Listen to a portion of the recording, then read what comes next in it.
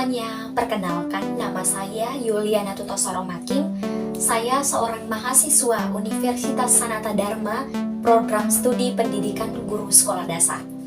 Nah, pada video saya kali ini, saya akan membahas tentang sistem pernapasan pada manusia. Sistem pernapasan pada manusia. Nah, kenapa kita bernapas, teman-teman? Ya karena memang kita makhluk hidup, di mana setiap makhluk hidup itu perlu bernapas untuk mempertahankan hidupnya. Nah, tapi buat apa kita bernapas? Nah, respirasi atau bernapas itu merupakan suatu aktivitas di mana kita memasukkan oksigen dan mengeluarkan karbon dioksida serta uap air. Nah, jadi oksigen yang masuk ke dalam tubuh kita itu, teman-teman, itu digunakan atau dibutuhkan untuk melakukan metabolisme. Apa sih metabolisme itu? Metabolisme itu merupakan proses kimiawi yang terjadi di dalam tubuh yang dimana dia mengubah nutrisi menjadi energi sehingga kita bisa beraktivitas. Nah, berikut organ dalam sistem pernapasan. Dalam bernapas tentu ada beberapa organ yang membantu kita untuk bernapas, yaitu yang pertama hidung. Di dalam hidung itu ada rambut hidung dan kelenjar lendir. Lalu yang kedua ada saluran pernapasan. Saluran pernapasan itu terdiri dari trakea, bronkus, dan bronkeolus. Lalu ada paru-paru. Nah, di paru-paru itu terdapat pleura dan alveolus. Nah, yang pertama hidung. Di dalam hidung itu terdapat rambut hidung, di mana dia berfungsi untuk menyaring udara sehingga kotoran yang masuk bersamaan dengan udara itu tidak masuk ke dalam paru-paru. Lalu yang kedua ada kelenjar lendir. Kelenjar lendir ini berfungsi untuk mengatur kelembapan udara. Jadi teman-teman, udara yang masuk itu diatur suhu atau diatur kelembapannya. Nah, teman-teman perlu tahu, di hidung juga ternyata ada jutaan sel saraf yang menangkap partikel aroma yang memasuki rongga hidung. Nah, partikel aroma tersebut akan diteruskan ke otak, dan otak yang telah menyimpan banyak memori akan menerjemahkan aroma tersebut, sehingga kita dapat bereaksi terhadap aroma, entah itu aroma sedap ataupun aroma yang tidak sedap. Nah, yang berikut saluran pernapasan. Saluran pernapasan ini terdiri dari trakea, bronkus, dan bronkeolus. Nah, trakea itu tersusun dari tulang rawan dan di dalam trakea itu terdapat rambut halus atau biasa disebut dengan silia. Nah, fungsi silia itu untuk apa sih? Dia itu berfungsi untuk menyaring udara dari benda asing.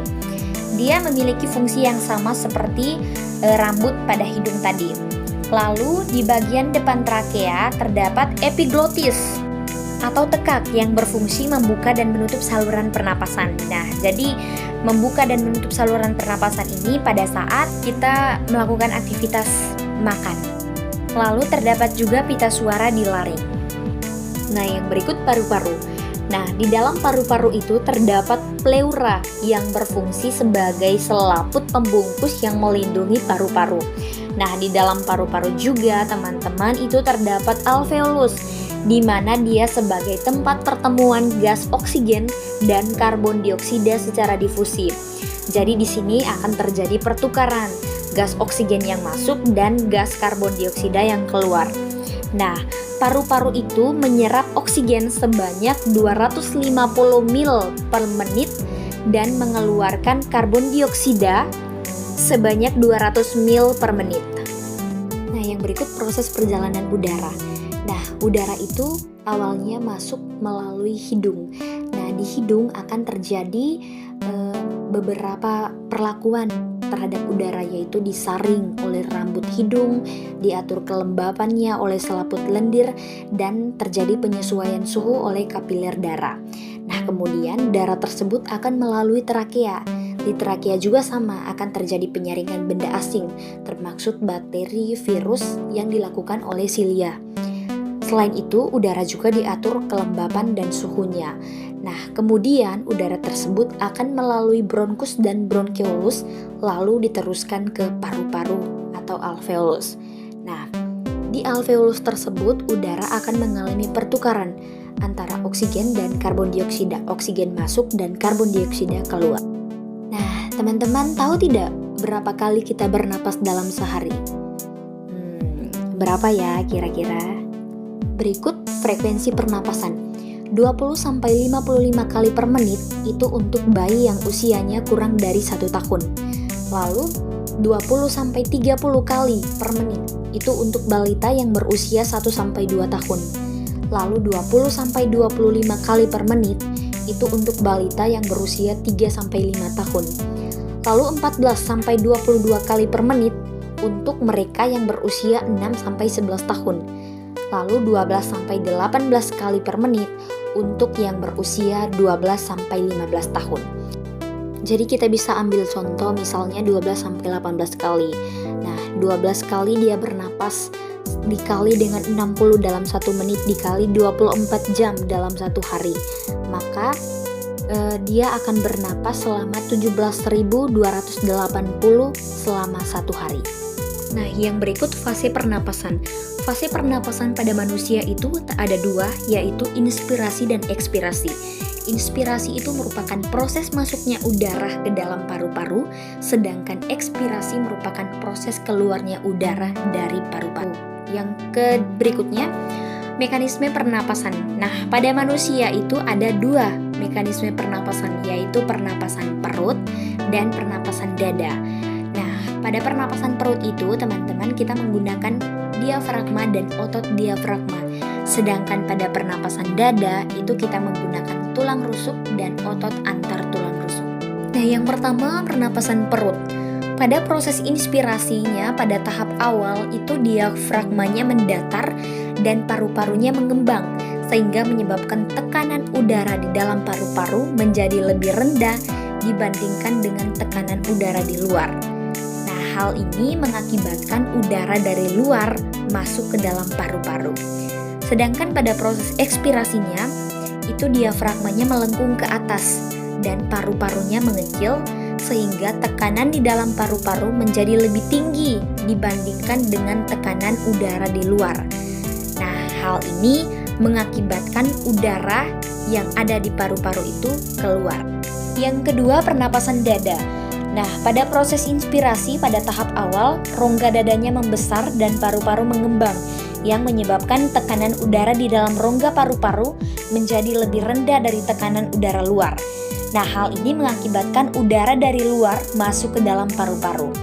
Lalu pada proses ekspirasi, dada akan menyempit dan paru-paru mengecil, yang menyebabkan tekanan udara dalam rongga paru-paru menjadi lebih tinggi dari tekanan udara di luar. Akibatnya udara keluar dari paru-paru. Nah, teman-teman, kalau paru-paru kita menyerap oksigen sebanyak 250 ml per menit, berapa ya kira-kira daya tampung paru-paru kita? Nah, yang pertama, volume tidal. Volume tidal itu merupakan volume udara yang masuk dan keluar pada pernapasan biasa. Itu dia mampu menampung 500 ml pada dewasa muda, lalu 350 ml itu akan sampai ke alveolus, dan sisanya itu berada di saluran pernapasan.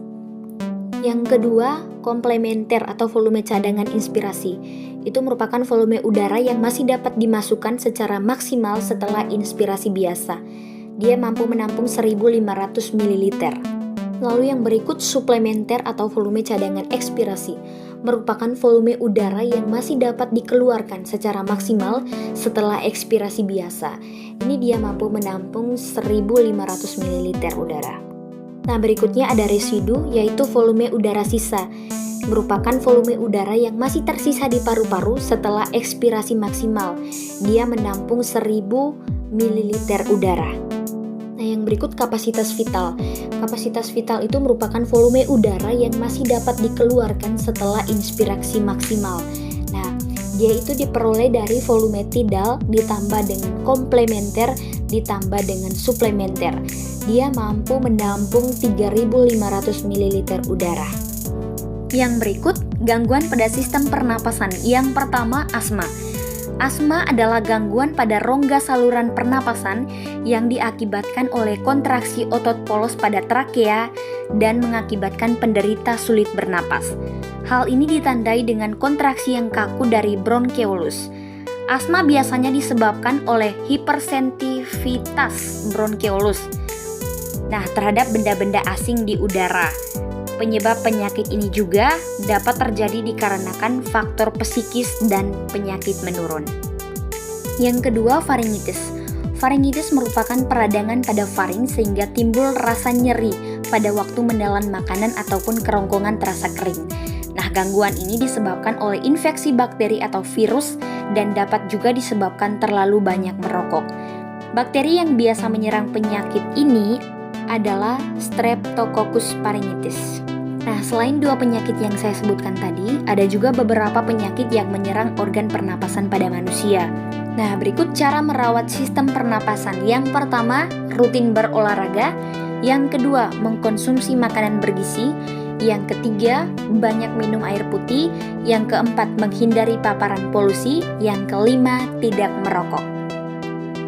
Nah, demikian video dari saya mengenai sistem pernapasan pada manusia. Terima kasih, sampai jumpa.